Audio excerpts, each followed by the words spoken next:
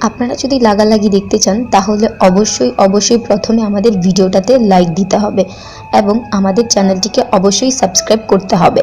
এরপরই ঘাপা